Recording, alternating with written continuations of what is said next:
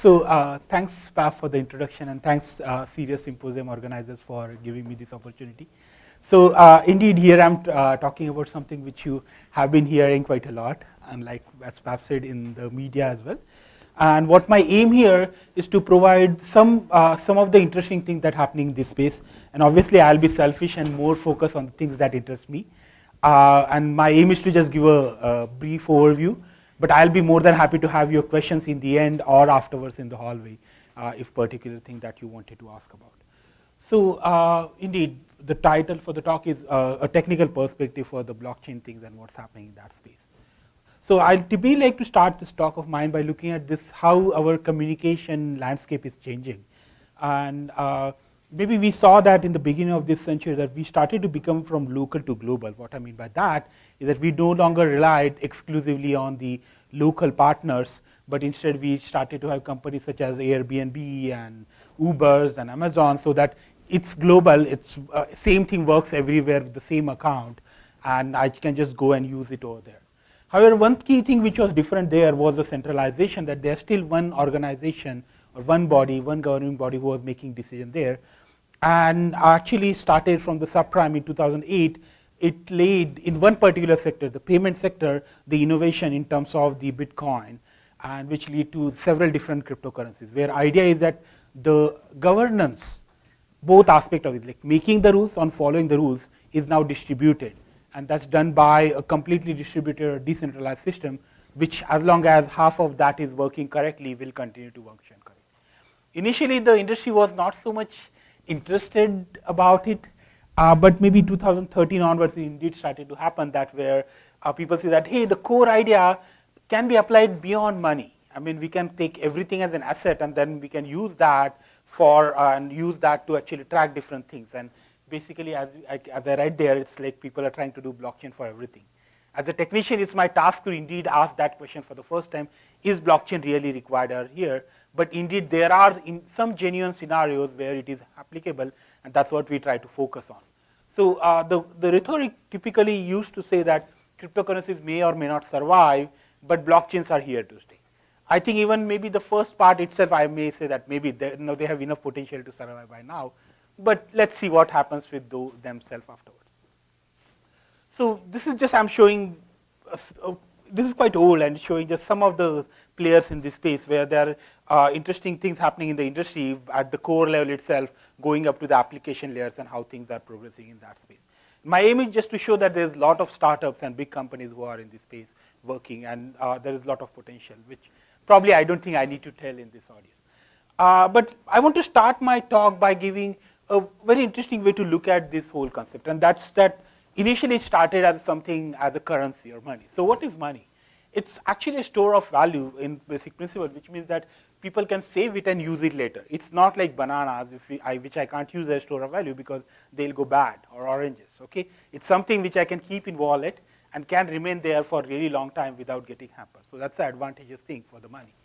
And then it's unit of account, so that we can use that to compare things in a very fine-tuned manner. I know that my laptop costs more than a table or stuff like that, and I can compare them precisely because of the monetary thing associated with that.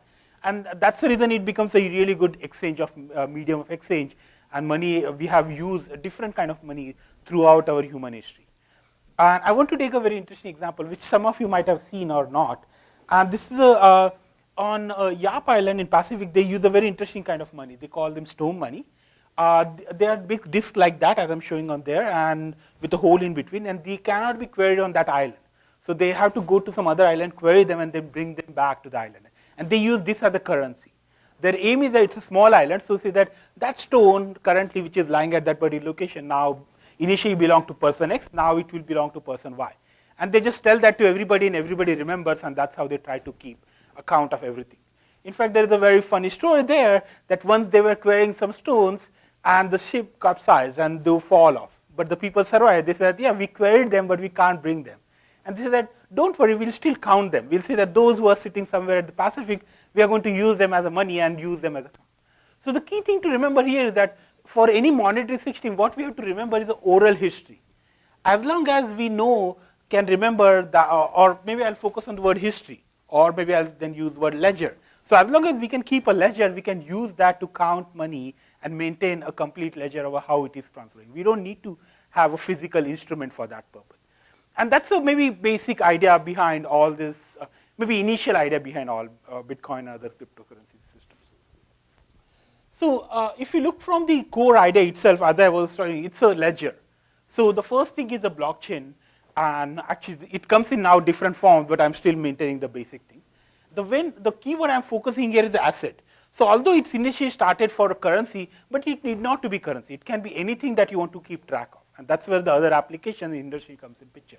You want to make sure that you aggregate this information and put them in a block so that you cannot change the order. It's only append only. You can append something, but you cannot remove easily. And those are the properties that you want. And eventually, you want to make sure that there is a unique order that's followed so that I know I can keep track of how assets are moving. The replication is important because if information is there but not available, then you can't use it. Another important thing is that you want to make sure only correct participants can take part into the system. And that's where the concept from cryptography comes in picture, where you need to introduce some kind of a signature infrastructure to ensure that correct participants can add and verify the information. And the most, I'll say, the innovative part that comes in picture is the consensus mechanism and smart contracts, where you say that why don't we just not only have this as a storage, but also introduce computations which are inherently distributed and now perform computations on that data and basically introduce business logic into the process. So basically, smart contract is the word smart there is overrated. The contracts there are basically a way to introduce the business logic into this ledger system. Okay, and use that to build interesting aspects. So if you look at the applications, there are multiple applications, but I typically try to categorize them into payments that we already talking about. Like there are systems like cryptocurrencies. There are also interesting concepts like credit networks like Ripple and Stellar, which are a very interesting concept. Okay, I'm not saying that these are all cool. Some of them have some very interesting practice which I don't agree with, but they are still nice examples which are working and prominent in practice. So their aim is basically, they call it like developing internet of value, right? You want to build a complete infrastructure. The way our emails flow together today at fast speed, can our transaction also speed at the same pace or not? That's the aim that we look for. Another set of things that I try to add here, and where the industry is interested these days, is that okay, go beyond money, take other assets. Like let's say, I'll just start with the example is identity. That's where the identity escrows and like identity database comes in picture. That can be built federated identity concept using blockchains. But we don't need to stop there. We can also have diamonds, good, any such physical objects, as long as we can precisely associate IDs to them. And even softwares can be added to such system, and that's where certainly something very interesting that could happen in this space. So this is like overall interview. Then I want to give maybe some technical details and interesting questions that are present in all these different spaces. So I'll start with what they are called as cryptocurrencies or permissionless systems. These are systems like Bitcoin and other systems where there is no precise, anybody can join and anybody can leave at any given point of time, and what kind of things we see there. So why are the cryptocurrencies interesting? I mean, initially, they thought to be fast, so that's the reason I said were arguably fast. It's no longer considered very fast enough, but indeed the 10 minutes of agreement time on Bitcoin was considered to be fast enough in the beginning. Okay, they were cheap, or some of them are still cheap, but certainly not Bitcoin. So that was the thing. The important thing is indeed there is no central authority, such that then the rules are made in a distributed fashion. And that was certainly initial attraction for sure. And it's digital, but has still some privacy property. It's at least in the basic concept in system like Bitcoin, it was weak. But we have really strong solutions now with really good privacy there. And some people actually find that to be advantageous, given the open nature of this general system. So indeed, it says that we have to find out solution which works perfectly with our infrastructure and our regulations today, but the ideas are there, they are proven to be solid, and we can use them to build next solutions in this space. But that's just for currency. Another interesting thing that I have to talk about is Ethereum. So the idea here is that why don't we just allow the monetary transaction, but go beyond and try and allow computations which are in general, which are, as we call in academics, Turing complete. Basically, that means anything that you can complete. And basically, that the idea here is there will be a contract which will be a program itself, which will live on these distributed systems where multiple users can interact with such a program. And every time you send a particular transaction to this contract, it will have its own state. It's going to process this transaction, change the state, and possibly give you some output. And this all is happening, again, not by one entity, but actually by a complete distributed systems. Okay? You can so precisely specify that what kind of trade-offs you are looking for in terms of the performance versus security, or performance versus reliability, which can you introduce by writing this contract. Because this one can just look at as a complete distributed program by itself. In general. Okay? And there are languages which are available there to write these contracts, and there are issues with those languages themselves, but still a very nice innovation. I mean, there are various ways one can use it, though, but one of the popular way associated with that is the Decentralized Autonomous Organization, or DAO. And so the idea here can be, let's say let's say we want to look at the crowdfunding, like you want to say, there is a project and we want to see if there are enough people interested with their money to invest in such system, then the project can go forward.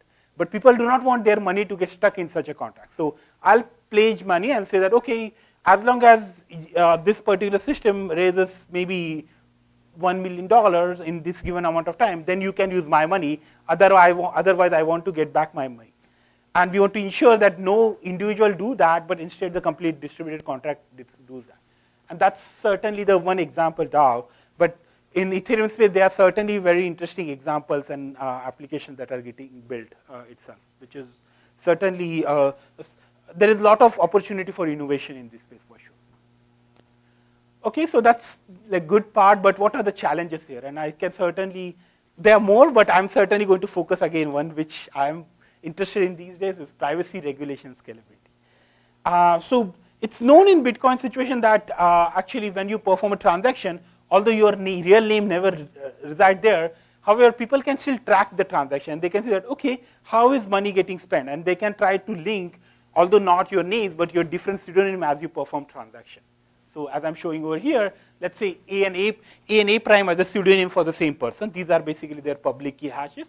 And he's paying 1 Bitcoin to, let's say, user B. And now you can just look at all this money and keep track of who actually A is here, because the money goes to B and the rest of the balance go back to his own another account. And you can take all these different transactions and link them across. And the question is, okay, this is still, there is no name associated with any of them to the user A here. Or let's say it's Alice, okay? The problem with this such linkability attack is that once any one of them get revealed that, oh, this identity, let's say A double prime belongs to Alice, now you can link all the other transactions of Alice to herself and you that, oh, all these transactions are performed by Alice. And there can be huge risk associated with that, because unlike in the centralized system, now only the Chess or Visa knowing what I'm doing, now if there is a public ledger, it's available for everybody to analyze, and people have analyzed this to find out very effectively how different transactions or who performing which kind of transaction with whom. So there is these are ledgers publicly available, and people have been analyzing them for a long time. I mean, here I'm just showing a really small list of the such things which looked into different like Bitcoin and other systems and tried to analyze and find indeed who performed transaction, what are the frequency of the transaction for different players, and that can be indeed used to find out the transaction patterns, and competing organization we can use information for all different purposes. Okay? So I mean, this is again not exhaustive list, but then why is this a big deal? And certainly, if you look at like EU's GDPR, like GDPR or other such things, they strictly prohibit that precise things, that where it should people who wants privacy obtain that privacy for their transactions. But if you say that your competing organization now knows who is performing transaction, or who are your suppliers and what are their frequency, how much you pay them, that's certainly not something which organization wants in such environment. So indeed, that's one more thing. Individuals may also do not want others, their neighbors or their other family members to know what kind of transaction they are performing, or just in general. So It's certainly, I mean, these are just small set of examples, but I can think of several other cases where indeed we have to make sure that the financial transaction need privacy, which is not present in system like Bitcoin. So what can we do then for the privacy? And there are different challenges. There are some kind of challenges where we take the existing systems and try to add something to it. Okay, let's say Bitcoin and add some more privacy to it. Or other approach is that no, we start currencies which are different but have better privacy property for the users.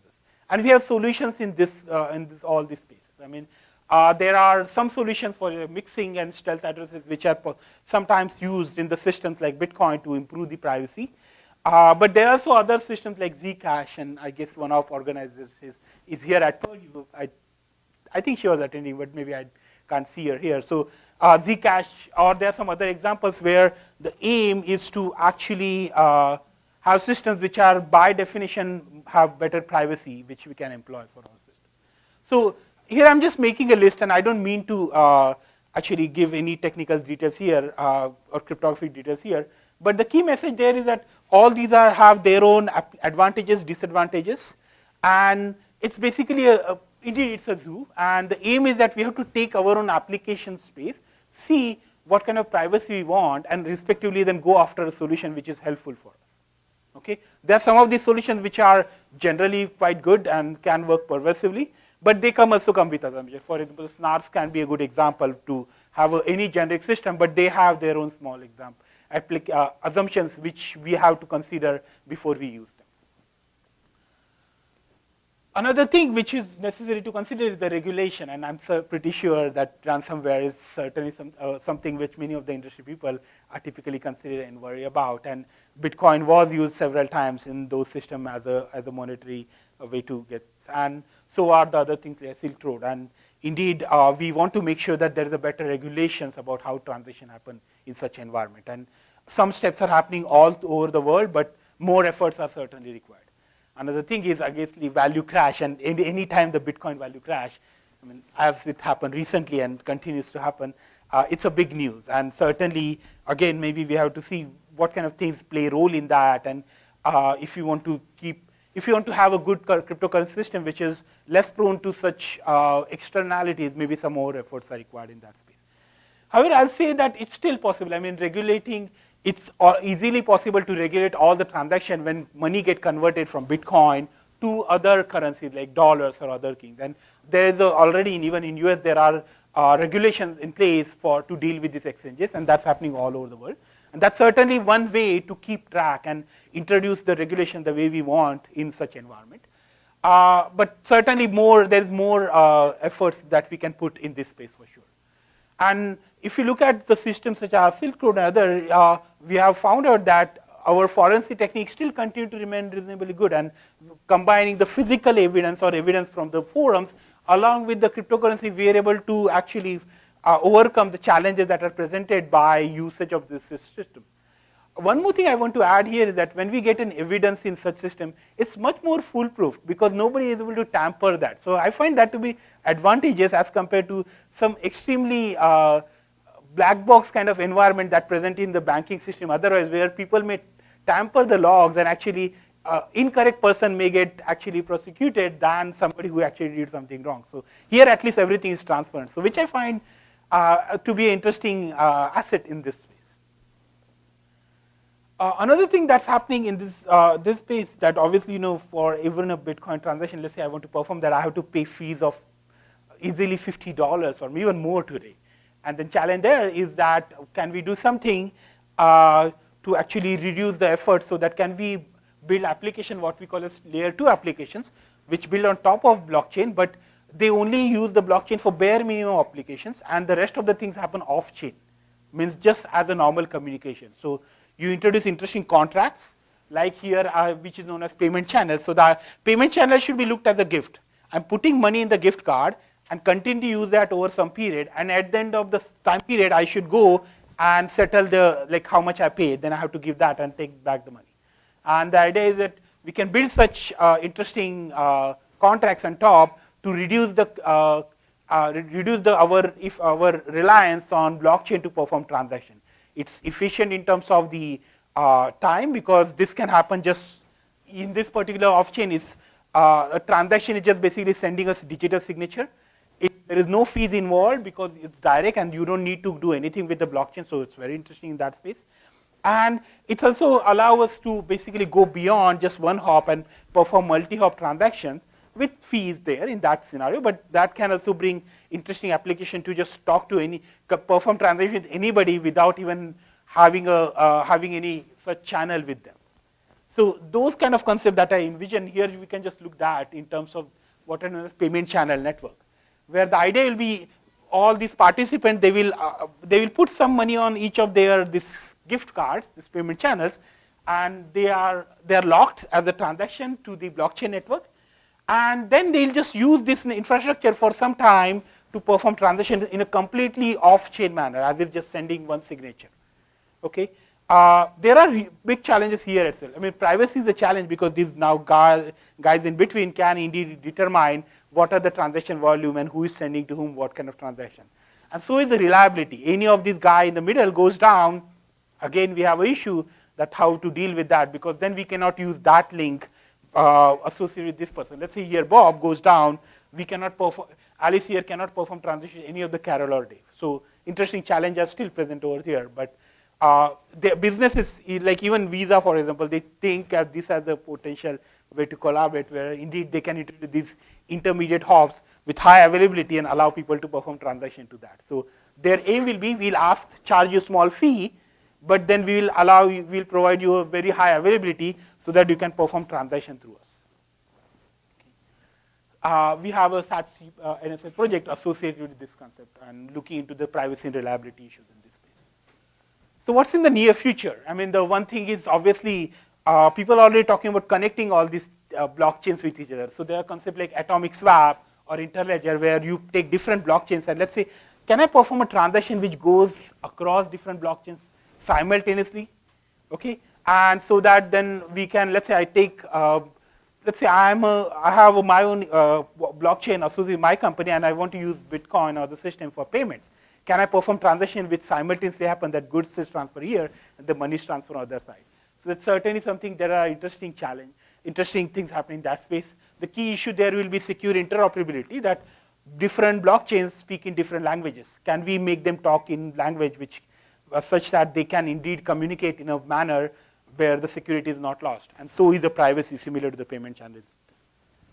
Proof of stakes coming, why to burn coal and why to burn the electricity for generating. Interesting research is happening in terms of proof of stake. And why to have a chain? Why not have different data structures in that space? So another interesting thing is replacing the ordered chain by directed acyclic graphs or DAGs. You might have also heard them hash trees that people use in industry sometimes. It's also coming, and there are interesting challenges which remains to be solved, but we can certainly study that. So that's for the permissionless system. I know I'm just briefly giving brief introduction, but yeah, in 30 minutes that's what I can do. And now I want to use my last 5 minutes or so to talk about what's happening in the consortium or permission systems. These are the places where for a company itself, a consortium want to build such a system for their own use, and what can they do in that space. So the permission system idea is that there are also solutions which are in the middle at different locations. But then idea is that at least the decision making, the governing body is still predefined, and it's permission in the sense that you can add new players, but the existing people have to allow them to say. And that's certainly something that happens in permission system, where it's a predetermined but adaptive set of validators that perform the transactions. And then you use the concept of asynchronous atomic broadcast to achieve that system. The key advantage here is we don't need to perform proof of stake or proof of work kind of systems. We can rely on good old distributed system assumption that as long as honest majority is there or 2/3 majority is there, system will continue to work. So it's fast and cheap for sure, no doubt about it. But there are restrictions obviously in the place. Hyperledger is one of the prominent open source collaborative effort in that space, and many of you who are in industry might have been visited by IBM regarding that. So that's certainly one of the prominent things. But there are also other examples like Corda, multi-chain, which are happening in this space.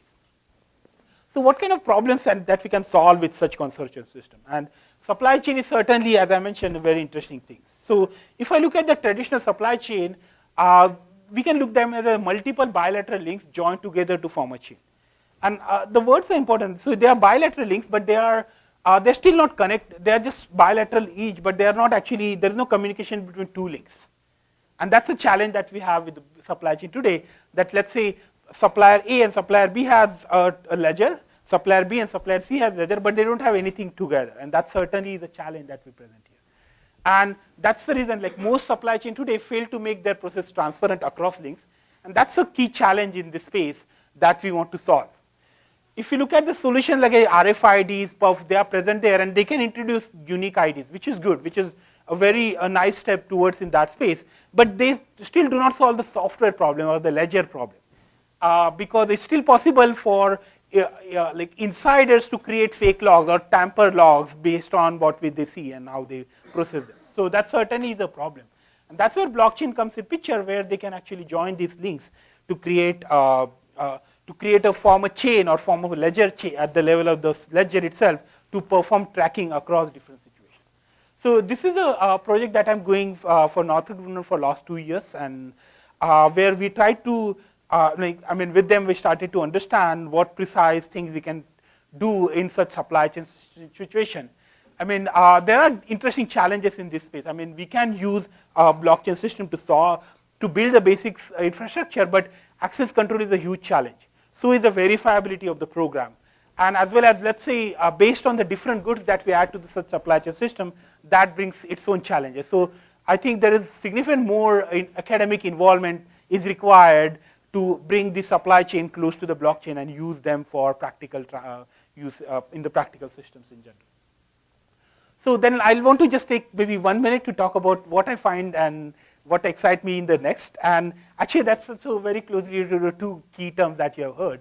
And people are already talking about combining, or can we employ blockchains for the purpose of making transparency or build the logs on IoT, creating the ledger for IoT systems so that we can find out perform good tracking in that situation.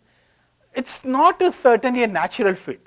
There are issues such as resource constraint, disconnectivity of the network, heterogeneity of the system, which is inherent to the IoTs. And all these huge components that we required with blockchain may not always work there. So indeed, we required more efforts in that space, and that we have to work on for sure. However, I think there are interesting challenges, there are interesting possibilities we can consider. So in the blockchain system as clients and server. But what if we have hierarchy, more like this edge computing as we call, which is also inherent in IoT space. There can be low-level sensors, and then we can have introduce mid-level devices like routers, who themselves can help to some extent. And then we can have a click of high-level command and control systems to actually do something which build a hierarchical structure and use that to actually get the provenance and get the tracking that we want to achieve. The reason I'm using word reinventing there, because the current blockchains certainly do not have this capability. We have to actually build new solutions from the academic level, prove that they make sense, and then use this in the IoT scenarios.